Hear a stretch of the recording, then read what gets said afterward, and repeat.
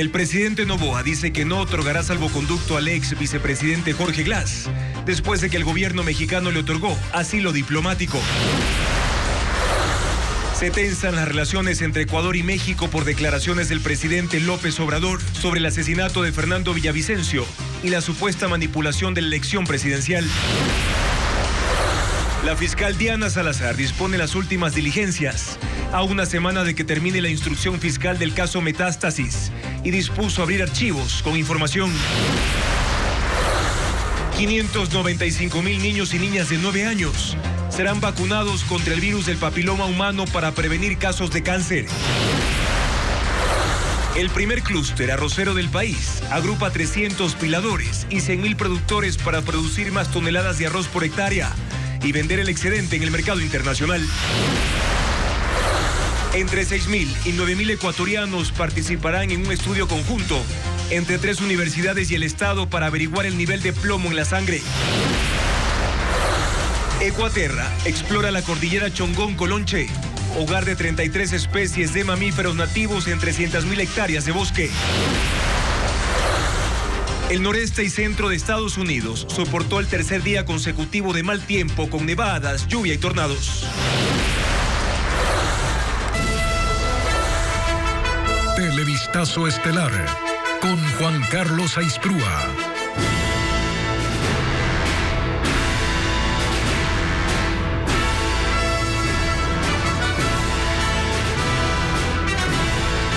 Amigos, bienvenidos a Televistazo Estelar este viernes 5 de abril. Iniciamos con la tensión diplomática entre México y Ecuador que suma otro protagonista, Jorge Glass, el ex vicepresidente correísta prófugo.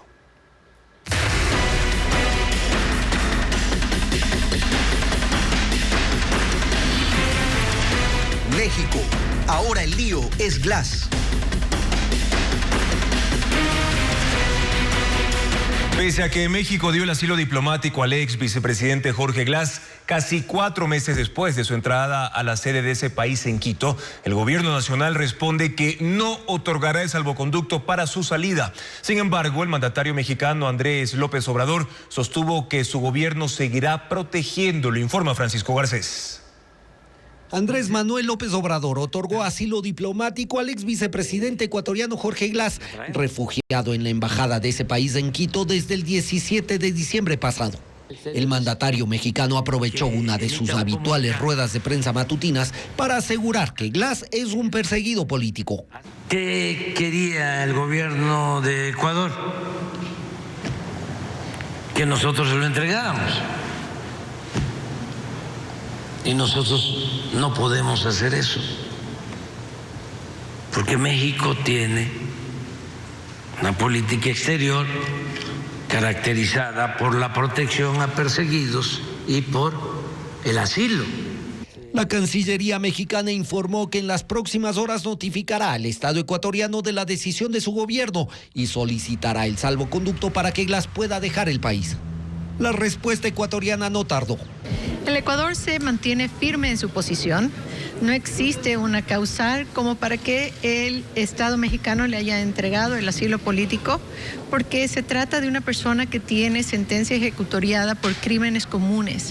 La canciller resumió así lo que contiene el artículo 3 de la Convención sobre el Asilo Diplomático de Caracas de 1954, del que el Ecuador y México son parte, y que al otorgar el asilo, México estaría violando las convenciones interamericanas y de Naciones Unidas contra la corrupción.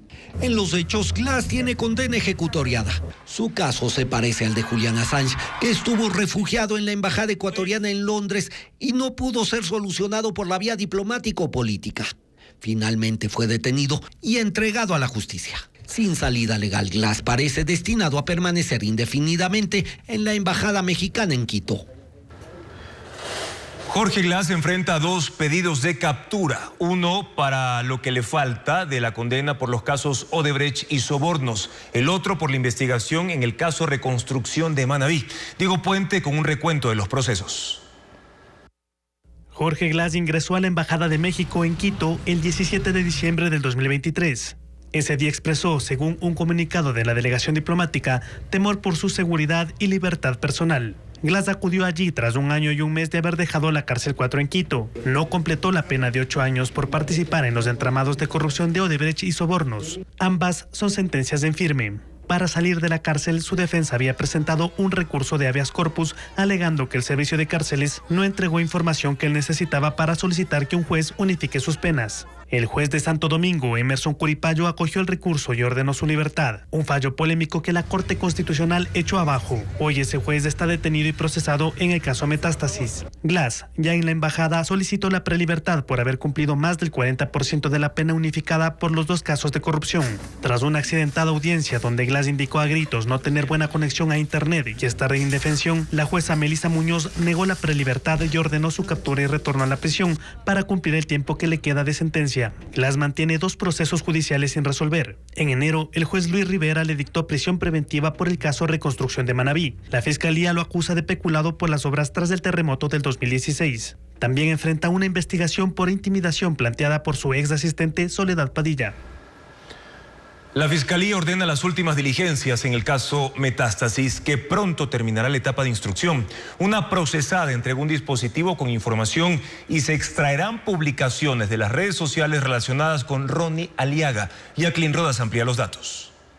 La instrucción fiscal del caso Metástasis termina la próxima semana y la fiscal Diana Salazar dispuso más diligencias. Pidió al juez Felipe Córdoba que autorice la apertura y transcripción de 3 publicaciones de la red social X, 2 de ellas del candidato presidencial asesinado Fernando Villavicencio. En junio de 2022 escribió: el Toyota Sequoia blindado en el que se moviliza el asambleísta Ronnie Aliaga pertenece a una empresa de Javier Jordán y Federico Senk, procesados por corrupción hospitalaria. Queda claro que los corruptos ofrecen seguridad al fiscalizador. Adjuntó esta foto de un vehículo negro. La descripción coincide con el testimonio de Eli Beangulo, alias Estimado, quien dijo que el narcotraficante Leandro Norero dio a Aliaga un blindado de ese color para que lo entregue a la fiscal Salazar a cambio de beneficios en el juicio por lavado de activos. Al ver que no había resultado, mandó a seguir a Aliaga y confirmó que él lo utilizaba. El segundo mensaje es este, en el que Villavicencio reitera la relación de Ronnie Aliaga y Jordán. Publica fotos de ambos y la disculpa del ex asambleísta luego de la difusión de la foto en la piscina en la que aparecen ambos. El tercer mensaje solicitado por la fiscal es de la cuenta Ecuador Play, también sobre el uso del blindado negro y la relación de Jordán y Aliaga. Otra diligencia se cumplirá este sábado a las 3 de la tarde. En el Laboratorio de Criminalística de la Policía se dará una audiencia privada con los abogados de los 52 procesados para abrir la información de 3 discos compactos. Además, Diana Salazar dispuso que ingrese a cadena de custodia un sobre que contiene un dispositivo de almacenamiento de información tipo pendrive entregado por la procesada Claudia Garzón,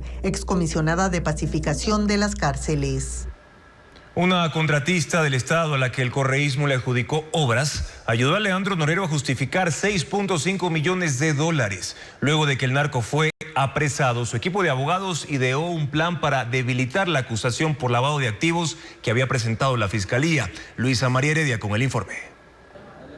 Además de los lingotes de oro y la colección de relojes, cuando Leandro Norero fue detenido en el allanamiento a su mansión en mayo de 2022, en su poder se encontraron $6.5 millones. Para justificar el origen del efectivo y debilitar la teoría de la Fiscalía que lo acusaba de lavado de activos, su equipo legal armó un plan que consistía en firmar un contrato con una empresa que certifique haberle entregado esa cantidad. Eli Beangulo, alias Estimado, le planteó esa estrategia al patrón vía chat. El 20 de julio de 2022 le avisó que otro de sus abogados, Cristian Romero, lo visitaría en la cárcel para que pusiera su rúbrica en el documento. Mañana va a la cárcel para que firme el documento, mi estimado, para lo del dinero. Debe ser su firma original y ahí lo vamos a secar el papel para que envejezca la tinta. Y ahí eso va a Panamá y vuelve todo notarizado. Y acá en Ecuador hacemos los otros documentos. Y lunes, Dios mediante, metemos eso al proceso con los paquitos. Y ahí ellos reportan a Lidia que han encontrado eso. Los paquitos son 2 policías que fueron contratados para meter el contrato entre las evidencias recabadas por Lidia Sarabia, fiscal del caso, durante el allanamiento. Entre los archivos que Fiscalía extrajo del celular del narcotraficante está el contrato firmado. Norero aparece como el inversor de un proyecto inmobiliario de $17.8 millones en Salinas, con 2 empresas, la ecuatoriana Alsmart S.A. y Marsam Service Corp de origen panameño. En la segunda cláusula dice que $8 millones debían ser entregados al inversor inversor en su casa en efectivo en billetes de $100 por temas de seguridad financiera. Leandro Norero puso a consideración de Javier Jordán ese contrato, como se evidencia en otro chat. Aquí tú estás justificando el efectivo con ese contrato. No hay problema si la fiscalía investiga a esa gente. Está preparada para responder. Tienen todo en orden. Sí, ñaño, todo en orden. Son grandes esos manes. Alesmar S.A. fue contratista del Estado. Desde 2009, pese a tener un capital de apenas $800, se le adjudicaron millonarias obras. El gobierno de Rafael Correa le otorgó, por ejemplo, la construcción del complejo judicial norte de Guayaquil, ubicado en la Florida, directamente, sin concurso, ya que la justicia había sido declarada en emergencia. En su versión, el representante legal de Alesmar, Pablo Pinillo Martínez, y el de la firma panameña Patricio Cova Martínez, quienes son primos, dijeron que firmaron el contrato un año antes que Norero fuera detenido y aseguraron haberle entregado personalmente el dinero. Testimonio que contradice directamente a los hechos relatados en los chats, que posteriormente la Fiscalía incluyó como evidencias en el caso Metástasis.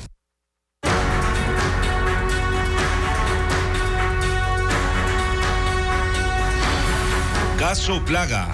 Justicia a la carta. El juez del caso Plaga acogió el pedido de la Fiscalía y ordenó prisión preventiva para 13 de los 14 procesados. 10 irán a la prisión regional de Cotopaxi y 3 a la cárcel 4 de Quito. Jacqueline Rodas explica por qué.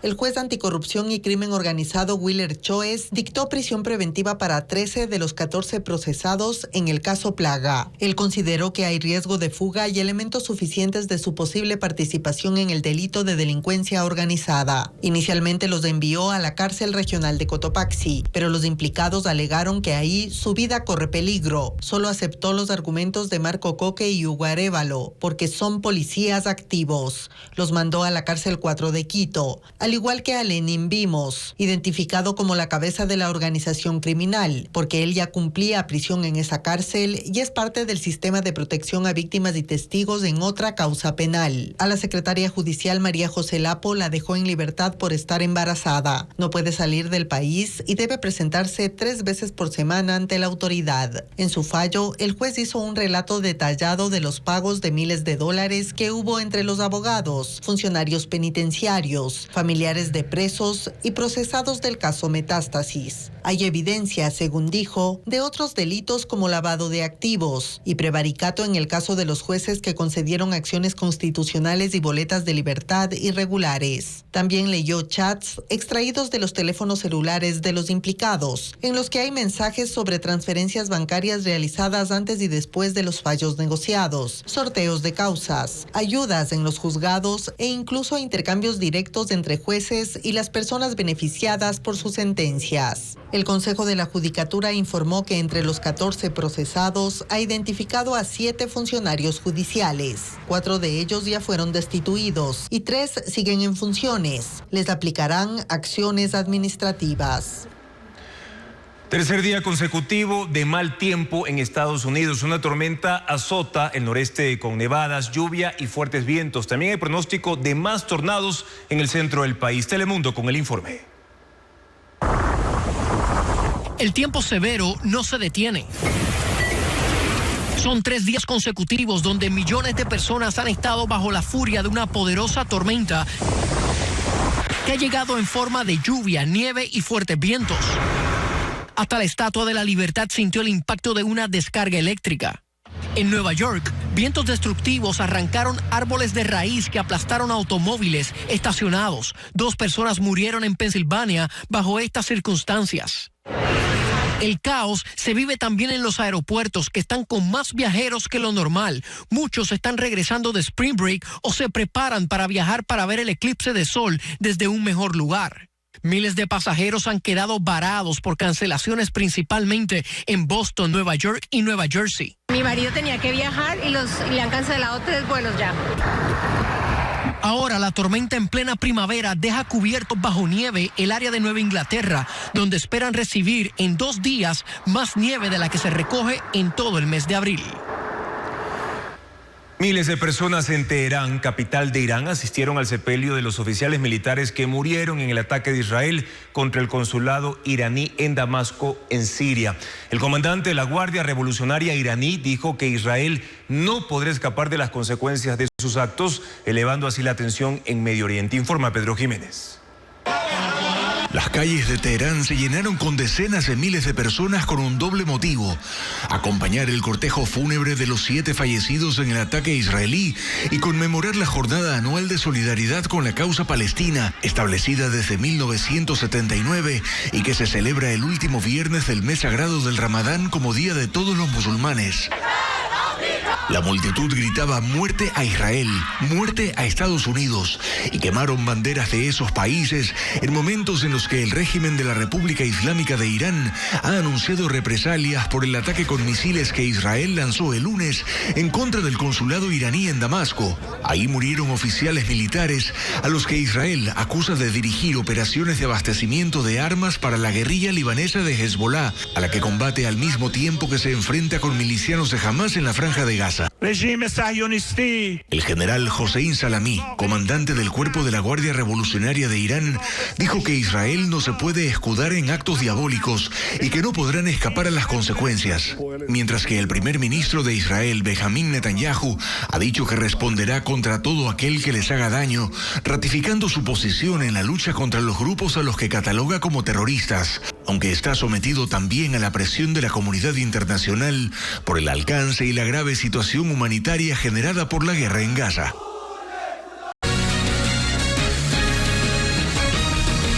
Los distribuidores que no respeten el precio oficial del gas serán sancionados. Televistazo constató que ese monto difiere en algunas provincias y hoy el gobierno anunció que hará controles. Carla Delgado sigue el tema. El precio del gas de uso doméstico no se cumple, aunque hay de por medio un decreto que fija su valor.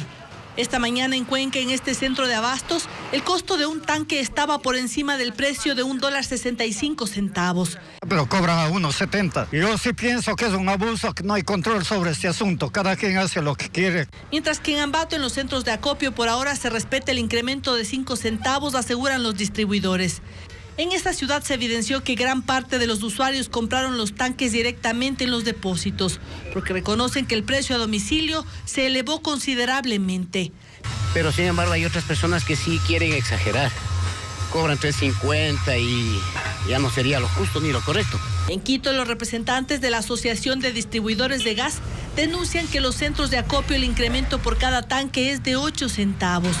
Luego de los reportajes emitidos por Televistazo, la Agencia de Regulación y Control de Energía y Recursos No Renovables en un comunicado informó que realizará controles a escala nacional para verificar la actualización de los precios y que en caso de detectar irregularidades se aplicarán sanciones que van de entre 25 a 200 remuneraciones básicas unificadas y la clausura definitiva del establecimiento. A más tarde, señora. La ciudadanía está a merced del costo que fijen los distribuidores de gas de uso doméstico, quienes deberían controlar que se pague el precio justo. Lenín Artieda tiene un análisis.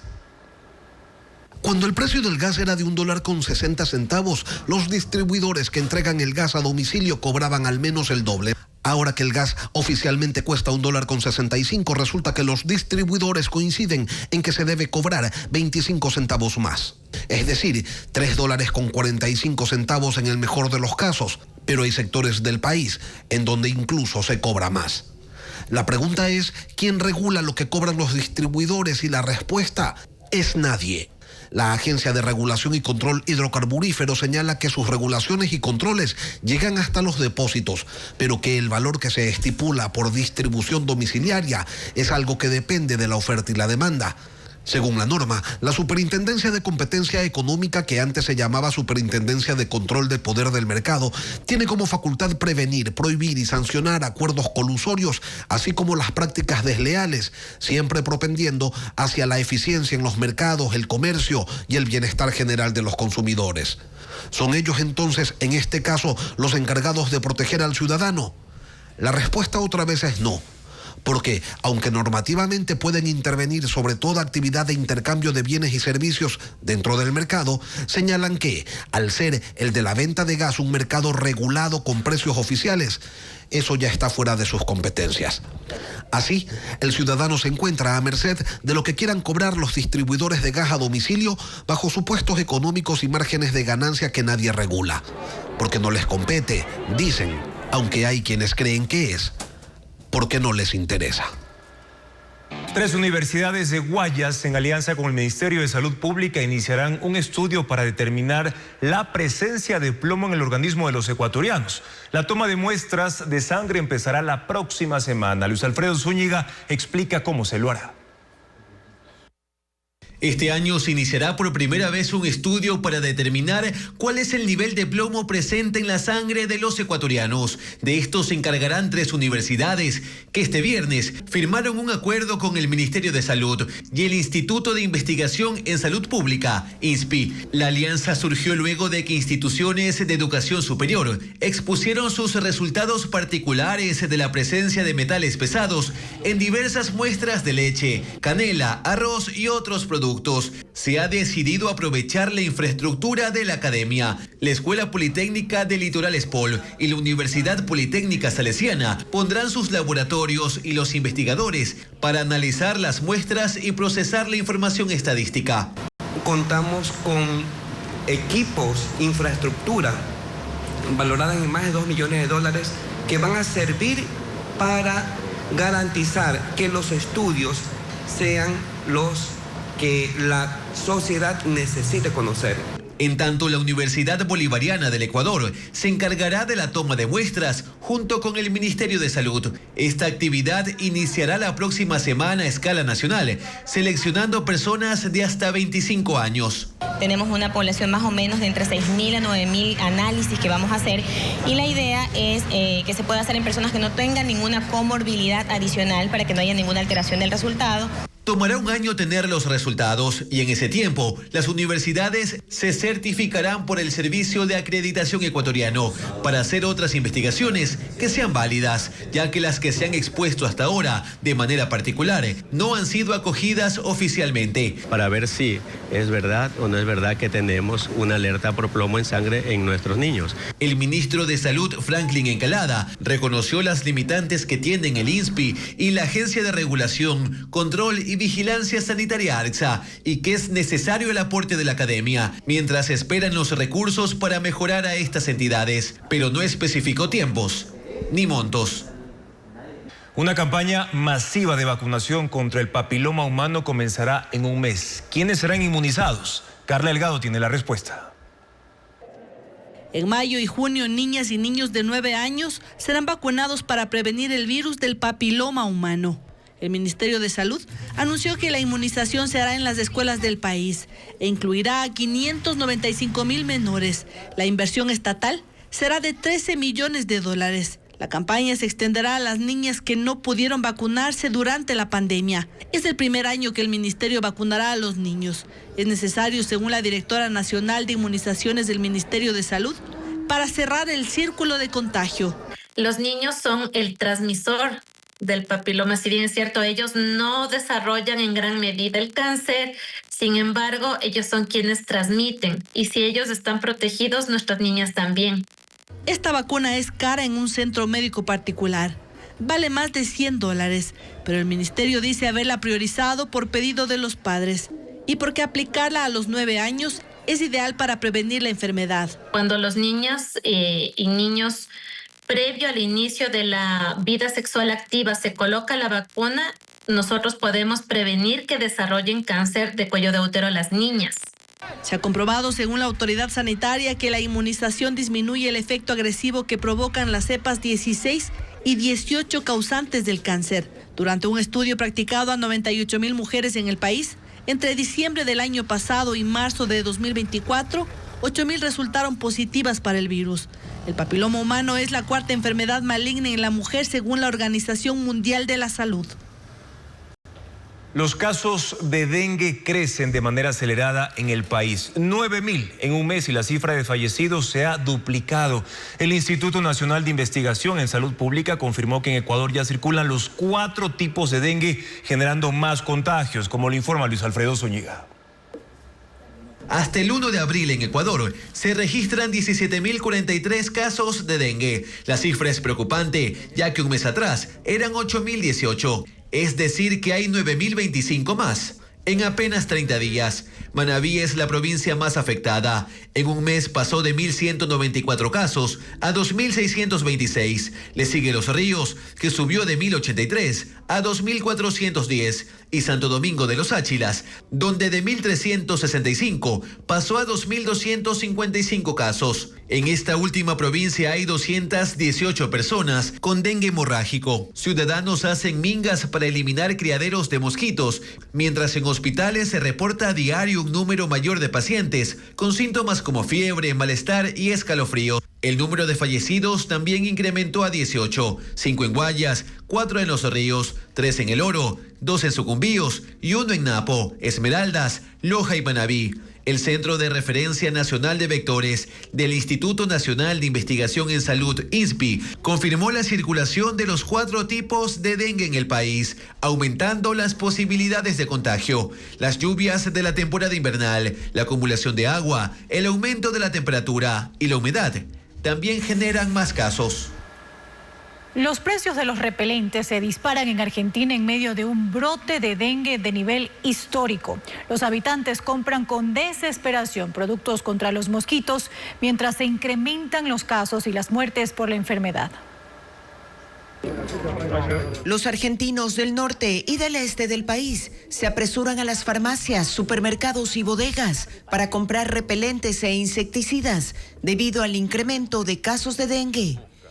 La población denuncia que estos productos contra los mosquitos han subido de precio en un 400% debido a la especulación en medio de la crisis económica, aunque el gobierno ha suspendido durante 30 días los impuestos a la importación de estos productos. En este panorama se han incrementado las campañas de fumigación. Aún así, la población del mosquito transmisor continúa en aumento, así también el número de enfermos. Argentina reporta 180.500 casos de dengue desde inicios del año. 400 de ellos son muy graves y los hospitales están llenos de pacientes que reportan los síntomas típicos, desde fiebre hasta dolor de huesos. Este es el tercer país más afectado de la región después de Brasil y Paraguay, según la Organización Panamericana de la Salud. El avance se debe a que Latinoamérica experimenta condiciones climáticas de lluvia y calor que favorecen la propagación del dengue. La presidenta de Perú, Dina Boluarte, dijo que los relojes Rolex por los que se inició una investigación en su contra son prestados. La mandataria declaró este viernes ante la Fiscalía y más tarde dio un mensaje a la nación en el que aseguró que un amigo le había dado en calidad de préstamo los artículos de lujo y por eso no figuran en su patrimonio. Agregó que tampoco posee una pulsera valorada en $45.000 y que solo usa bisutería.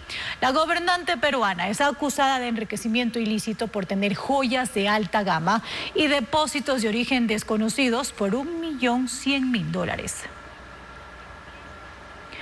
2 sismos sacudieron Nueva York y sus alrededores este viernes. El primero en la mañana duró 20 segundos y fue de 4.8 grados a una profundidad de solo 5 kilómetros. En la tarde, otra sacudida sorprendió a los habitantes de la zona, pero fue de 4 grados. Ambos con epicentro en New Jersey. Los temblores causaron alarma en la población y provocaron el retraso de vuelos. Y la justicia italiana investiga a Giorgio Armani Operations por explotación laboral. El brazo industrial del grupo de moda subcontrató a 2 empresas que empleaban migrantes indocumentados para elaborar carteras, cinturones y otros artículos de cuero. La policía allanó uno de los talleres y encontró ciudadanos chinos y pakistaníes que eran obligados a comer y dormir dentro de las fábricas en malas condiciones. Usaban maquinaria sin protección y se les negaba la asistencia médica. Les pagaban $2 la hora con jornadas extendidas y sin días libres para producir artículos que se vendían hasta en $1.800. Por ahora no hay detenidos. La ciudad de Zaporilla, en la región suroriental de Ucrania, es blanco de ataques rusos. 2 misiles golpearon la zona y 40 minutos más tarde, cuando equipos de rescate y de prensa habían llegado, cayeron otros proyectiles, dejando 4 muertos y 20 heridos, entre ellos periodistas. Poco después hubo otro bombardeo en la fronteriza ciudad de Kharkov, que ayer recibió un doble ataque con drones desde Rusia. Ucrania ha sufrido esta semana una arremetida del Kremlin que incluso ha destruido parte de la infraestructura de generación energética del país. Las instalaciones han empezado a ser reparadas. Y tragedia en la Florida, un muerto y 3 heridos luego de que parte de una grúa cayera sobre 2 autos en un puente de Fort Lauderdale. El fallecido era un trabajador que cayó con la grúa, mientras que los lesionados estaban en los vehículos. El accidente causó un agujero en el puente que fue cerrado para su reconstrucción. En España, la Guardia Civil detuvo en Toledo a 3 sospechosos de pertenecer a una red de migración irregular que ha ganado más de $1 millón por introducir a personas de Marruecos. Cobraban desde $15,000 hasta $17,000 por migrante y ofrecían falsas ofertas de trabajo, la mayoría en exportadoras agrícolas. Las víctimas llegaban a España, pero quedaban desamparadas y sin poder pagar las deudas. Lanzamiento de libros, concierto de metal sinfónico coral, un show de la Compañía Nacional de Danza y una obra de títeres para adultos. Son algunas de las actividades programadas en Guayaquil, Quito y Cuenca. Estefanía Arias tiene la agenda cultural del fin de semana. El conejo Santi aprende buenos modales, un texto de Nadia Díaz que busca, de forma divertida, educar a niños desde los 5 años. Estará disponible desde este fin de semana. La escritora española Marian Rojas Estapé lanzó su último libro, Recupera tu mente, reconquista tu vida, que trata sobre cómo rescatar la atención perdida en un mundo distraído e hiperconectado. Una comedia se estrenó en Pop-Up Teatro Café en Guayaquil, Pedida de mano, una historia donde el único de la familia que no está loco es el perro. Las funciones serán este viernes 5 y sábado 6 a las 20 horas y 21:30.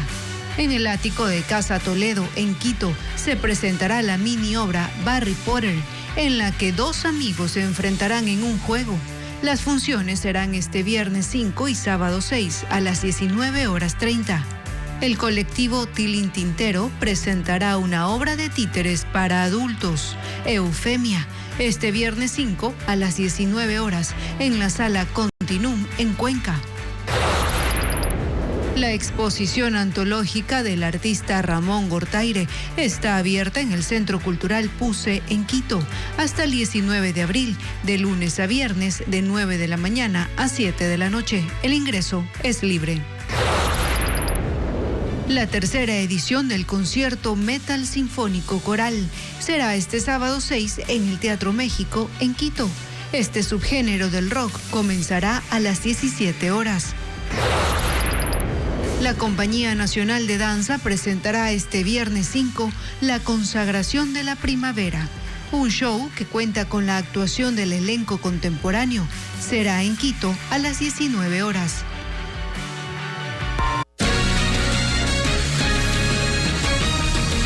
Mucha atención, ¿qué hacer si es víctima de extorsión o secuestro? Hay 3 números telefónicos y una aplicación para contactar a la policía. Merlin Ochoa explica cómo funcionan. Cuando en el ECO 911 un civil recepta la llamada de una víctima de extorsión o secuestro, de inmediato la pasa a un área restringida donde están permanentemente los agentes de la Unidad Antisecuestros UNACE. Ellos hablan con la víctima y hacen seguimiento de la alerta. En el caso de secuestros, contactan a los familiares y en extorsiones obtienen toda la información para capturar a los vacunadores. El oficial de la UNACE recalca que todos estos datos son analizados por agentes especializados que forman parte de la Fuerza Investigativa contra la Extorsión, FICE, que opera desde el 20 de marzo. No necesariamente tienen que poner la denuncia o identificarse ese momento, pero sí a nosotros de una forma reservada pueden darnos a conocer qué es lo que está ocurriendo. Además, el usuario puede descargar en su celular de forma gratuita la aplicación del ECU 911. En caso de ser víctima de secuestro, debe aplastar este botón para enviar su ubicación GPS y sus datos a la policía de forma inmediata. Es muy importante que pongan sus datos correctos y saber pues que la aplicación tenga activado el uso de compartir la información, porque es ahí donde nosotros vamos a poder ver en tiempo real en dónde está justamente el celular. Las víctimas de secuestro y extorsión también pueden llamar al 131 o 1-800 delitos. De las más de 2.300 denuncias por estos delitos, el 50% corresponde a secuestros y extorsiones digitales, sobre todo de quienes desean hacer negocios mediante redes sociales. El momento que van a ver este producto son interceptados y son secuestrados. La policía recomienda nunca dar datos personales por teléfono ni redes sociales. Establecer una frase como clave familiar para indicar que está en peligro. Confirmar como marcación rápida el número de emergencia. Las denuncias sirven para identificar a los cabecillas de estas organizaciones terroristas, detectar las nuevas modalidades que usan para atacar a sus víctimas e identificar las zonas de mayor incidencia para enfocar los operativos. El Palacio de Carondelet fue declarado bien patrimonial protegido en caso de conflicto armado interno y externo. El presidente Noboa asistió a la develación del escudo azul de la UNESCO. Paul Romero con las imágenes del evento. Desde este viernes, el Palacio de Carondelet es considerado bien patrimonial protegido en caso de conflicto armado interno o externo. El presidente Daniel Noboa develó el escudo azul colocado en la entrada principal de la Casa de Gobierno, un emblema de protección internacional que la Organización de las Naciones Unidas para la Educación, la Ciencia y la Cultura UNESCO otorga a los patrimonios mundiales. Tras esta decisión, las Fuerzas Armadas reforzarán la seguridad y el control del Palacio de Carondelet, que podría ser blanco de eventuales ataques, según dijo el mandatario. Esto significa que en el marco del conflicto armado interno en contra de los grupos narcoterroristas, la Casa de Gobierno gozará de una atención especial. El Palacio de Carondelet fue construido en la colonia. Desde 1830 es guardada y protegida y que cuenta incluso con una unidad especial, los Granaderos de Tarqui. Primer bien inscrito en la lista del Patrimonio Mundial en 1978 es mucho más que un edificio emblemático. Ahora el escudo azul está en todas las esquinas del palacio. Al evento asistieron el mando militar, ministros de Estado, el embajador de Estados Unidos, entre otros invitados.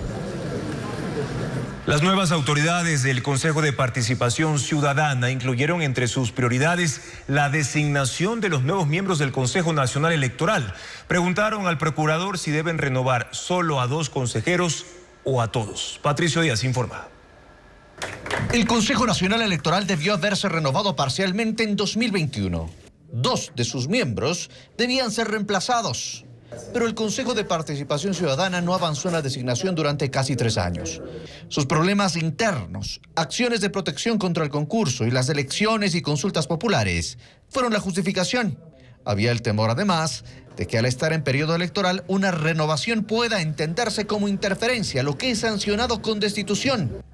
En una reciente consulta que el anterior presidente del Consejo le hizo al procurador, el funcionario les dijo que no había problema, que ellos podían seguir con el concurso.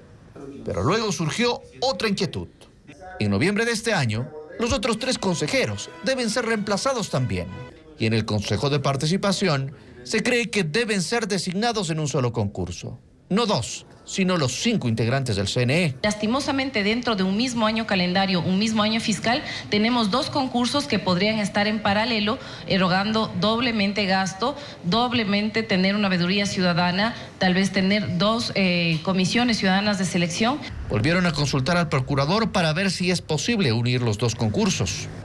El nuevo presidente del Consejo de Participación dice que espera que los nuevos miembros del CNE sean designados antes de las elecciones presidenciales y legislativas de febrero de 2025. Y también porque todos en el mes de noviembre, cumplen su límite de funciones. Entonces no queremos tener prorrogados, eso es algo que esta administración va a combatir. Este viernes, la nueva mayoría del Consejo de Participación mencionó a Michelle Calvache como su vicepresidenta.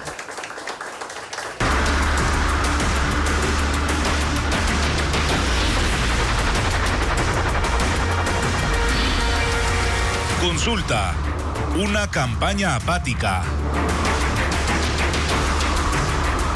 La campaña electoral ya comenzó en redes sociales, pero la disposición del CNE es que empiece el próximo lunes. El organismo asegura que no tiene facultad legal para controlar la promoción digital. Patricio Díaz con la respuesta de la autoridad. En la cuenta de Instagram de Acción Democrática Nacional, el movimiento del presidente Daniel Noboa promociona el sí desde algunos días. La bancada publica estos videos promocionales en los que se incluye la voz del mandatario. Decir sí a la extradición es decirle sí a la seguridad. Se cierra el video con la frase sí al nuevo Ecuador. En ese respaldo al sí, se cuenta construye. En un video, algunos de sus asambleístas convocan a votar sí. Sí a la seguridad, sí a la extradición. No se queda atrás el Partido Social Cristiano. Diana Pazley publicó este video de respaldo. Y el presidente del partido, Alfredo Serrano, pide también el voto a favor del sí. Vota sí en la consulta popular y juntos cambiemos el futuro del Ecuador. Aquellos que apoyan el no también se están moviendo. La CONAIE en su cuenta de X promociona publicaciones con la frase no te dejes engañar y cierra con dile no a la consulta de Noboa. Unidad Popular utiliza TikTok para promocionar el no en las preguntas sobre el trabajo por horas y el arbitraje internacional. No te dejes de engañar. El trabajo por horas no es la solución. Esto ocurre 3 días antes de que la campaña electoral empiece oficialmente. El CNE reiteró que la Corte Constitucional dispuso no controlar las redes sociales. No se puede. Hacerlo sería un desacato de autoridad competente y eso acarrea consecuencias legales. El próximo lunes iniciará la campaña y será de 11 días, hasta el 18 de abril. Y el presidente Daniel Noboa ha aprovechado sus discursos para promocionar el sí en la consulta popular. Presenta las 11 preguntas como la respuesta a 2 problemas graves del Ecuador, la inseguridad y el desempleo. Luisa María Heredia con el informe. Daniel Noboa ha sido el vocero del sí durante la precampaña. El presidente ha estado más presente en territorio durante las últimas semanas. Ha aprovechado la exposición que le da su cargo para promover la consulta popular y el referéndum. En cada evento público interviene. En sus discursos, que siguen siendo breves, menciona el plebiscito. Dice que la respuesta para la crisis de seguridad que atraviesa Ecuador está en las 11 preguntas de la papeleta que los ecuatorianos recibirán el próximo 21 de abril. El mismo discurso que usaron sus antecesores, Guillermo Lasso, Lenín Moreno y Rafael Correa, cuando convocaron a consultas similares, y que divide a los electores en 2 grupos, el de los buenos y el de los malos ciudadanos, porque dice Noboa, quien vota por el no estará poniéndose del lado de los grupos de delincuencia organizada, a los que no les conviene que los militares entren a las cárceles y actúen en las calles, ni que las penas por delitos de terrorismo y narcotráfico se endurezcan, ni que la justicia se fortalezca, que son parte de los temas que se plantean. Es una línea discursiva sencilla que no profundiza en los contenidos de las preguntas y anexos, pero que sí impacta. Basta revisar cualquiera de sus discursos. De parte de estos grupos narcoterroristas que nos han querido amedrentar, que nos han querido molestar y hacer ver ante la ciudadanía como que no estamos teniendo resultados. Del otro tema que habla siempre que hace alusión a la consulta es empleo. Sujeta la generación de plazas de trabajo con la contratación por horas, que también aparece en el cuestionario. Ocurrió en un evento en una industria en Guayas en el que entregó contratos a jóvenes y al que todos los funcionarios estatales llegaron vistiendo una camiseta morada, que es el color de su movimiento ADN. Todo esto en días previos a la campaña que oficialmente recién arranca el lunes 8 de abril. Las brigadas del registro civil se desplazan a zonas de difícil acceso para inscribir a recién nacidos y renovar la cédula de quienes llevan años con el documento caducado. Merlin Ochoa informa que han beneficiado a 52.000 personas desde el año pasado. María Llanes, de 47 años, se levantó a las 4 de la madrugada para renovar su cédula caducada. Vive en la comunidad del Topo, ubicada a 1 hora a pie del Coliseo de la Parroquia San Pablo del Lago de Otavalo en la provincia de Imbabura. En el lugar estaba la brigada del registro civil con 6 ventanillas junto con los equipos móviles de cedulación. Segundo Cacuango, en cambio, tenía su cédula caducada desde el 2021. Hoy viajó 1 hora en bus. Durante la mañana, 400 personas obtuvieron la cédula de identidad por primera vez o la renovación. Casi todos viven en comunidades de difícil acceso. Según la autoridad, las brigadas no solo recorren el país en época electoral. Desde el año pasado se han registrado 2.065 brigadas móviles de cedulación que han atendido a 52.000 personas. En las brigadas se manejan las mismas tarifas que hay en las 219 agencias. La cédula por primera vez cuesta $5 y la renovación 16.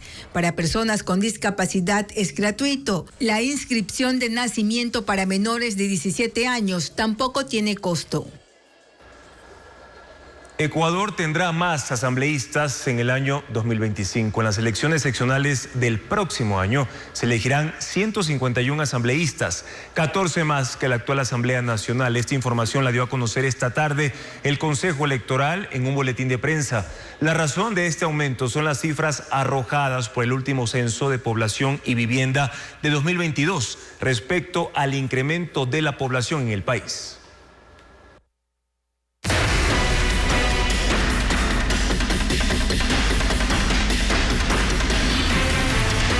México. Ahora el lío es Glass.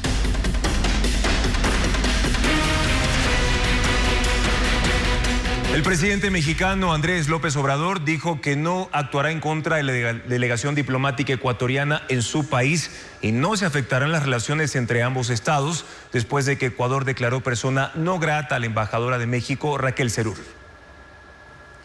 El presidente de México, Andrés Manuel López Obrador, no tomará medidas de represalia con Ecuador después de que la embajadora de ese país en Quito fue declarada persona non grata y desde la tarde de este jueves corren las 72 horas para que abandone el país. Hoy en una rueda de prensa volvió sobre sus declaraciones del martes que causaron la decisión del gobierno ecuatoriano y reiteró que el asesinato del candidato presidencial Fernando Villavicencio fue usado para generar un ambiente de miedo que perjudicó a la candidata correísta Luisa González y abrió la puerta para que Daniel Noboa gane las elecciones. Para el gobierno ecuatoriano esas declaraciones son inaceptables. Ofendió al pueblo ecuatoriano. Lo que nosotros hemos pasado fue una situación sumamente grave, muy sensible. El hacer de eso una interpretación política y que venga del exterior, eso sí nos dolió y es una ofensa. Según el presidente mexicano, la decisión de pedir a su embajadora que abandone Ecuador es una presión para que México entregue al ex vicepresidente Jorge Glass, que según dijo sigue en su delegación diplomática, y calificó de excesivo el despliegue policial y militar dispuesto desde la tarde de este jueves alrededor de la embajada. Le pedí hoy a la Secretaría de Relaciones Exteriores que emita un comunicado y que se advierta a organismos internacionales de que debe de respetarse el derecho de asilo y nuestra soberanía para que no puedan allanar la embajada. Y ayer estuve viendo en la noche, ¿no? Porque todo esto es bastante publicitario, ¿no? Que ese también es el propósito. Vi el exceso de uso de fuerza rodeando la embajada con mucha prepotencia. Pero así son los fachos, ¿eh? El gobierno ecuatoriano analiza las nuevas declaraciones del presidente mexicano antes de emitir una posición oficial. Mientras tanto, se alista un operativo de seguridad para la llegada del avión de la Fuerza Aérea Mexicana para la embajadora Raquel Serur y también para proteger su traslado al aeropuerto. El gobierno militarizó los exteriores de la Embajada de México en Quito después de la declaratoria de persona no grata a la embajadora de ese país. En esa sede diplomática permanece el ex vicepresidente Jorge Glass para evitar su detención. Paul Romero actualiza la situación. Este viernes, la Embajada de México en Quito amaneció militarizada en sus exteriores. El gobierno reforzó la seguridad en la esquina de las calles 6 de diciembre y Naciones Unidas, norte de la capital, con decenas de militares y policías que rondan y vigilan ingresos y salidas de la sede diplomática. El ejército instaló un vehículo Cobra cerca de la puerta principal y la policía 3 patrulleros. El control se incrementó desde anoche, después de la declaratoria de persona non grata a la embajadora Raquel Serur, quien debe abandonar el país en las próximas horas. En la embajada mexicana permanece, según la canciller Gabriela Sommerfeld, el ex vicepresidente Jorge Glass desde el 18 de diciembre del año pasado. Él tiene orden de prisión y la policía le busca para que retorne a la cárcel a cumplir 2 años 11 meses de los 8 a los que fue sentenciado por corrupción en los casos Odebrecht y sobornos. Anoche los policías y militares observaron los vehículos diplomáticos que salieron de la embajada, no los requisaron. Desde diciembre el control policial en la sede diplomática es permanente, pero ante el impasse con México, el movimiento de este jueves fue inusual por la presencia de militares armados y policías motorizados que patrullaron las calles cercanas a la embajada. Este viernes la atención al público en la embajada y el consulado de México en Quito fue normal. La proforma presupuestaria 2024 prevé $2.000 millones para Chevron debido a una sentencia de La Haya a favor de la petrolera. Solo falta la Corte Internacional defina el monto, informa Adriana Bermeo. Para que Ecuador pague a Chevron, lo único que falta es fijar el monto. Tal es así que en la proforma presupuestaria del 2024 está contemplado el pago. La sección de pasivos contingentes, que es el dinero que se utiliza para desembolsos relacionados con sentencias internacionales desfavorables, suma $2.426 millones. $2.000 serán para Chevron. Pero ¿por qué el Estado debe pagar ese monto a la petrolera estadounidense? La sentencia de un tribunal de la Corte Permanente de Arbitraje de La Haya determinó en agosto del 2018 que Ecuador negó justicia a Chevron en un juicio que se llevó a cabo en la Corte Local de Sucumbíos. Allí se condenó a la petrolera estadounidense a pagar $9.500 millones por daños ambientales en la Amazonía. Esa sentencia se conoció en el 2011. En el 2013, el gobierno de Rafael Correa impulsó una campaña millonaria conocida como la mano sucia de Chevron. Correa y otras autoridades y hasta artistas internacionales fueron traídos al campo Aguarico 4, en Sucumbíos, para mostrar sus manos manchadas de crudo. Posteriormente, la sentencia contra Chevron procesal. El caso de la petrolera estadounidense contra Ecuador no ha concluido. Está en la fase de la cuantificación de los daños. La emisión del dictamen con el monto de indemnización que tendrá que pagar el Estado a Chevron se conocerá en los próximos meses. En Daule, Guayas, el Ministerio de Producción y Agricultura lanzó el primer clúster o grupo de empresas y productores de arroz que integra a toda la cadena productiva. La meta es exportar a Centroamérica y Europa. Diego Cuenca con los detalles. Es el primer clúster de arroz que se crea en el país. Se llama Arrizuma e integra a 300 piladoras y 100.000 productores de gramínea. Ellos, en conjunto con las universidades y el Instituto Nacional de Investigación Agrícola, INIAP, buscan mejorar la calidad de las semillas para que su producto pueda ser exportado. La ministra de Producción indicó los posibles destinos internacionales. En Ecuador, cada año se cosechan 877.800 toneladas de arroz pilado, de las cuales más de 780.000 se consumen en el territorio nacional. Y queda un excedente de 97.800 toneladas. Esa cantidad es la que será colocada en los mercados extranjeros. El ministro de Agricultura aseguró que ya hay interesados. Colombia está pidiendo arroz, está pidiendo más arroz. Hay un pedido el día de ayer que estuvimos reunidos con una asociación. Esa asociación tenía el pedido de 6.000 toneladas de arroz. También buscan aumentar la productividad. Actualmente en cada hectárea producen más de 5,5 toneladas. Y con nuevas prácticas agrícolas, entre esas nuevas semillas, aspiran llegar a cosechar 7 toneladas por hectárea en una primera fase.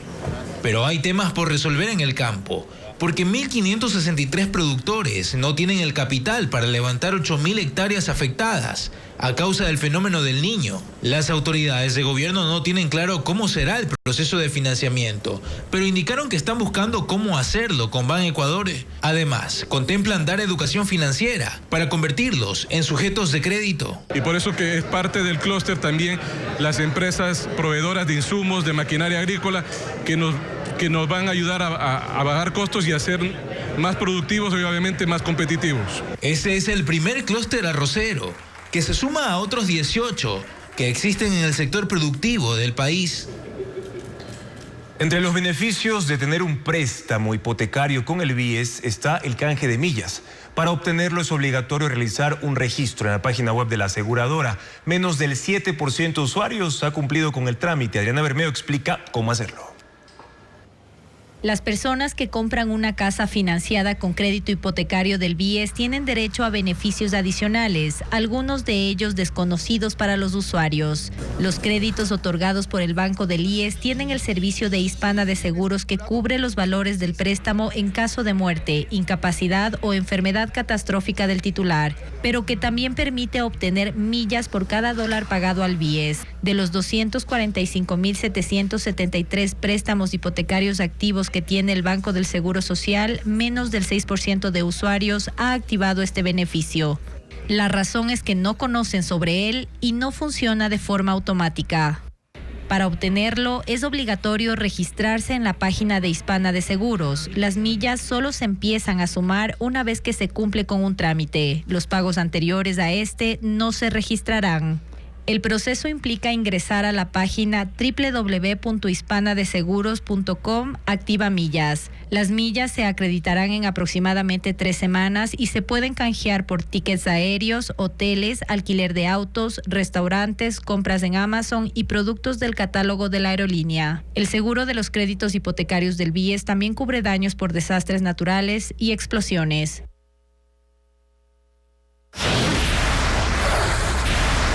$20,000 asistentes tuvo el pregón de inicio de las fiestas de Riobamba, que cumplirá 202 años de independencia el 21 de abril. Ángel Pilatuña detalla que hubo demostraciones culturales de todas las regiones de Ecuador en un desfile que duró 4 horas.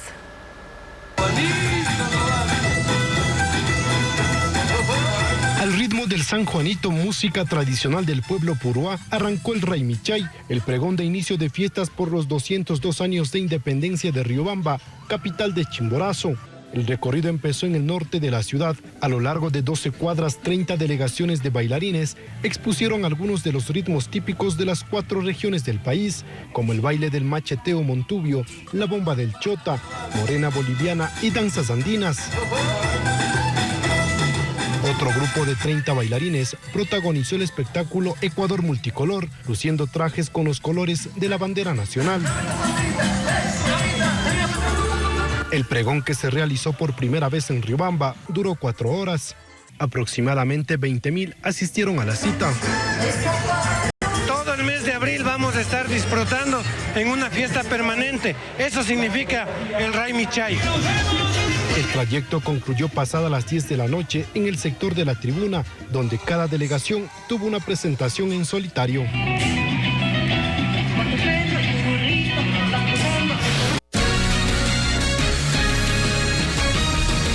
La cordillera Chongón-Colonche, en la cadena montañosa de la costa ecuatoriana, es un punto fundamental para la biodiversidad.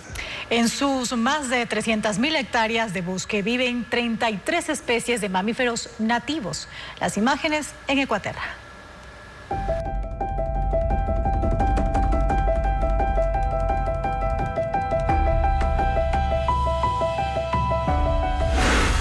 La cordillera Chongón-Colonche es una de las 2 cadenas montañosas que tiene la costa ecuatoriana. Se extiende a lo largo de 95 kilómetros, atravesando las provincias de Guayas, Santa Elena y Manabí. Abarca alrededor de 300.000 hectáreas de bosque y su punto más alto se eleva a 800 metros sobre el nivel del mar.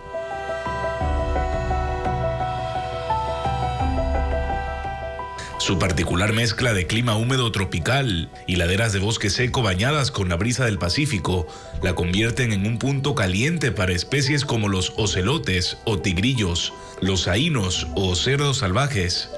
venados de cola blanca, entre otros. Al menos 33 especies de mamíferos nativos fueron identificadas en este sistema montañoso y sus alrededores, en un estudio reciente realizado por 6 científicos de Ecuador y 1 de Perú. Instalaron 55 cámaras trampa, dispersadas con una distancia media de 1 kilómetro, en 6 bosques protegidos de la cordillera. En 3 años, registraron más de 5.000 eventos independientes de animales.